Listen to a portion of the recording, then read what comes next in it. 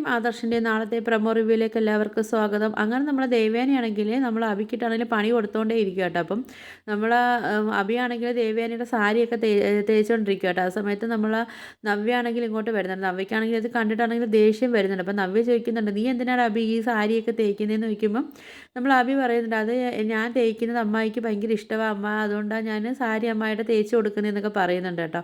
അപ്പോൾ നമ്മൾ നവ്യ പറയുന്നുണ്ട്, അതിന് നീ ഇന്ന് വരെ ആരെയും ഡ്രസ്സൊന്നും തേക്കുന്നത് ഞാൻ കണ്ടിട്ടില്ലല്ലോ, നീ എൻ്റെ ഒരു ഡ്രസ്സ് പോലും നീ എനിക്ക് തേച്ച് തന്നിട്ടില്ലല്ലോ എന്നൊക്കെ ഇങ്ങനെ നവ്യാണെങ്കിൽ ദേഷിച്ച് പറയുന്നുണ്ട്. ഓഫീസിൽ നിന്നൊരു ആദർശമാണെങ്കിൽ നമ്മളെ നയനെ അടുത്ത് പറയുന്നുണ്ട്, നയനെ എനിക്കാണെങ്കിൽ ഇതിനകത്ത് എന്തൊക്കെയോ ഒരു ചതി തോന്നുന്നുണ്ട്. കാര്യം വെച്ചാൽ നവ്യക്കാണെങ്കിൽ ഇത്ര വലിയ മോഡലിംഗ് രംഗത്താണെങ്കിൽ അത്രയ്ക്ക് വലിയ കഴിവുണ്ടെന്നൊന്നും എനിക്ക് തോന്നുന്നില്ല. എന്നിട്ടും നവ്യയ്ക്ക് ഇത്രയും പൈസ കൊടുത്തിട്ടാണെങ്കിൽ എയിം ജ്വല്ലറിക്കാരാണെങ്കിൽ നവ്യ ഇങ്ങനെ മോഡലിംഗ് ചെയ്യുന്നെങ്കിൽ എന്തോ ഒരു ചതിയും കാര്യങ്ങളും ഇതിനകത്തൊക്കെ ഉണ്ടെന്നൊക്കെ നമ്മൾ ആദർശനൊക്കെ ഒരു സംശയമൊക്കെ തോന്നുന്നുണ്ട്. പിന്നെ നമ്മൾ നവ്യയും അഭിയാണ് കേട്ടോ കാണിക്കുന്നത്. അപ്പം നവ്യാണെങ്കിൽ ഇങ്ങോട്ട് വന്നിട്ട് റൂമിൽ വന്നിട്ടാണെങ്കിൽ അഭിയെടുത്ത് പറയും, അഭി എൻ്റെ കാലിലൊക്കെ ആണെങ്കിൽ വേദനിക്കുന്നത്, നീ ആ ബാമിട്ട് എൻ്റെ കാലൊക്കെ ഒന്ന് തടവി തരാനൊക്കെ പറയുന്നുണ്ട് കേട്ടോ. അപ്പോൾ അവിടെ നമ്മൾ ദേവ്യാനിക്ക് ജോലിയൊക്കെ അഭി ചെയ്ത് കൊടുക്കുന്നില്ലേ, അപ്പോൾ അതിൻ്റെ ദേഷ്യം തീർക്കുന്നതായിരിക്കും ചിലപ്പോൾ നമ്മളെ നവ്യ അഭിയെടുത്ത്. നമ്മളെ മുത്തശ്ശനാണെങ്കിൽ ഇങ്ങനെ വിഷമിച്ചൊക്കെ ഇരിക്കുന്നുണ്ട് കേട്ടോ. ആ സമയത്താണെങ്കിൽ നമ്മൾ അജയനും ജയനും ആണെങ്കിൽ അങ്ങോട്ട് മുത്തശ്ശൻ്റെ അടുത്തോട്ട് വരുന്നുണ്ട്.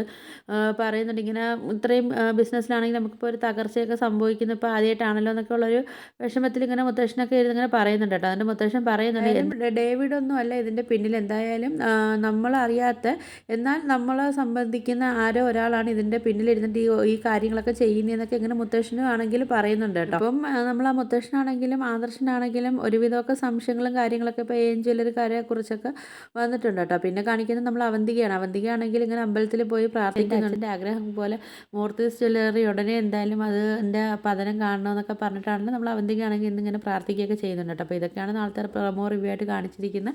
അപ്പോൾ എൻ്റെ വീഡിയോസൊക്കെ ഇഷ്ടപ്പെടുകയാണെങ്കിൽ ഒന്ന് ലൈക്ക് ചെയ്ത് ഷെയർ ചെയ്ത് സബ്സ്ക്രൈബ് ചെയ്ത് കൂടുതൽ ബെല്ലൈക്കൺ എനേബിൾ ചെയ്തൊന്ന് സപ്പോർട്ട് ചെയ്യണേ.